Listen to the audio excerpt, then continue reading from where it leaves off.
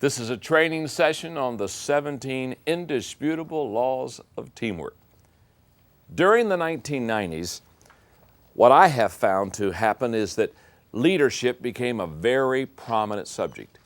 If you went to the business community, they wanted to learn about leadership. If you went into the government community, they wanted to learn about leadership. If you went into the church community, they wanted to learn about leadership. If you went into any community, leadership became kind of the big deal. And in the 90s, I wrote several books on the subject of leadership. In 1993, I wrote a book called Developing the Leader Within You, helping people develop themselves as leaders. As a complementary book, the year later, I wrote a book called Developing the Leaders Around You, kind of helping a leader develop leaders around him or her. And then in 1997, I wrote a book that was kind of a soft leadership book called Becoming a Person of Influence. Again, how to have influence with people, basically how to become a better leader with people. In 1998, I wrote a book that has become very popular, The 21 Irrefutable Laws of Leadership. This has been used major in the business community, government community, the church community. And this was a book that helped people understand that there were certain laws that if they learned those laws, if they obeyed and followed those laws, they would become very effective as a leader. And I followed the 21 Irrefutable Laws of Leadership with a book entitled The 21 Indispensable Qualities. I talked about what are the qualities that need to be inside a person to be the leader that they really want to become.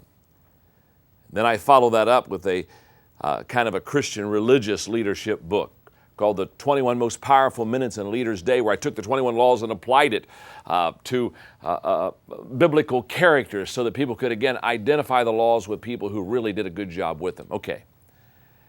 One thing that I found very interesting as I taught this decade of leadership is that as leaders grew, as leaders learned, as leaders matured, as leaders developed, I found that they began to ask themselves not only how can I lead better or how can I develop people around me to lead better, but they began to talk about teamwork because they found that nobody is a leader in every area. For example, in the 21 Irrefutable Laws of Leadership, most of the audience here, how many of you have the 21 Irrefutable Laws of Leadership? Oh, this is very good. Now, keep your hands up, keep your hands up, keep your hands up. The people that have their hands up now in this room are truly the great leaders in this room.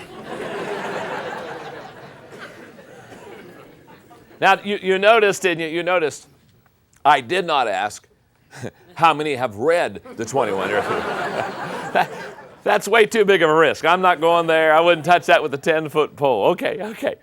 Now, anybody that has read the 21 Irrefutable Laws of Leadership, the first thing they come to the realization is that they're not good in all 21 laws. Is that not true? Let me just ask you, how many of you probably fell a little short in at least 2 or 3 of the 21 Irrefutable Laws? Okay, thank you very much. Now, the reason I asked that question, and the reason there's such laughter in the audience is because anybody that takes the 21 Irrefutable Laws of Leadership book and begins to dissect and learn those laws understands quickly that in some laws they excel and in some laws they do not. Now, that's where teamwork comes in. You see, what I have found is that the moment we realize that we do not do well in all of the leadership laws, the next question is then, who does well in a leadership law that I don't do well? And all of a sudden, there begins to be what I would call this urgency to develop a team. Does that make sense? Because teamwork matures, teamwork takes leadership and allows it to be what it really needs to become.